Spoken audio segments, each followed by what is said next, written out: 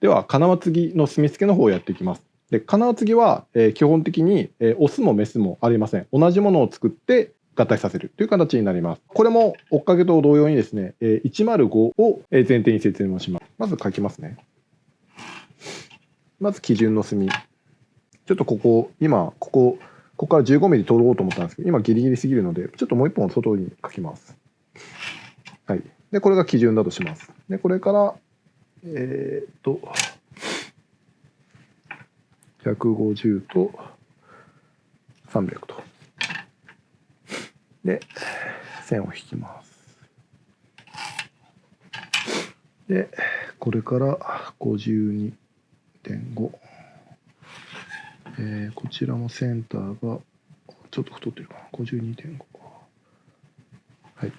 で、一応センターの墨を軽く引きます。はい。差し金の内側ですね。内側と差し金の外側を当てて、まずこうですね。これとこう、こっちとこうと。で、さっきの15ミリの線、これですね。で、こっちが刺さる方で、こっちが入る方ですよと。で、こっちですね。ここに、くさびを入れる穴を描きます。上は12ミリです。12ミリの線を下にまで描いておきます。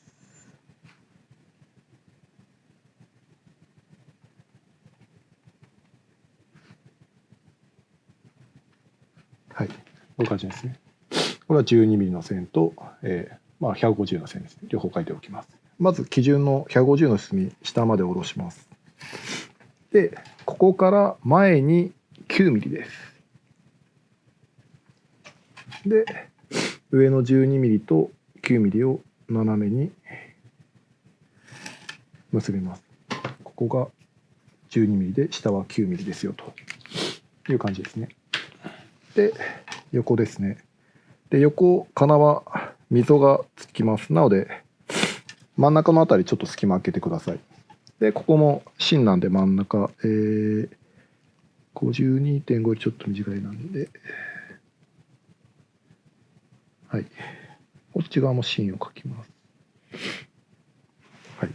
で、芯を結んで、芯から15ミリずつですね、振り分けますと。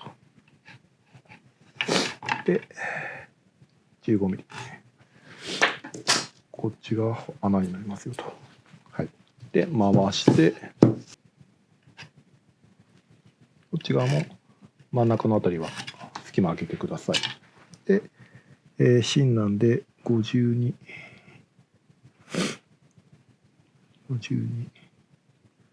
はい。で、センターを結んで15ミリ振り分けと。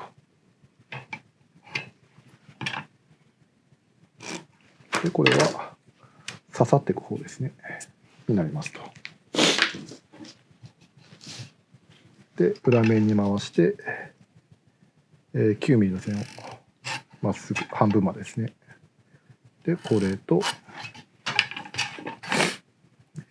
こっちの面。は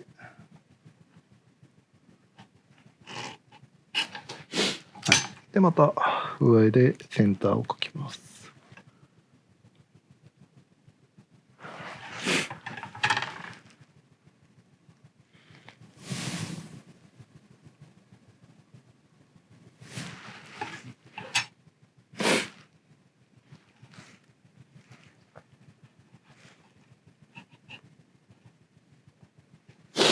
で、反対になるんで、外側と内側ですね。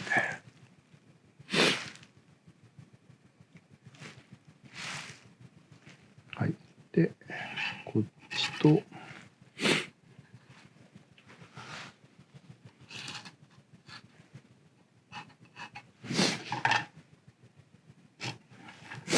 で、これも15ミリですね。はい。これで完成です。こっち側がなくなる方ですね。こっちがなくなる方です。こっち側が残る方ですね。で、これと同じものをもう一個作ります。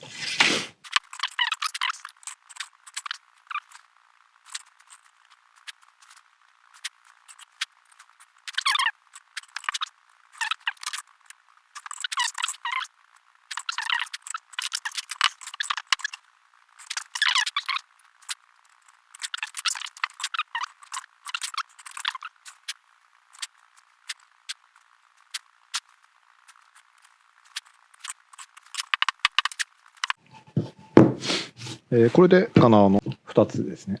全く同じものが2つ出来上がります。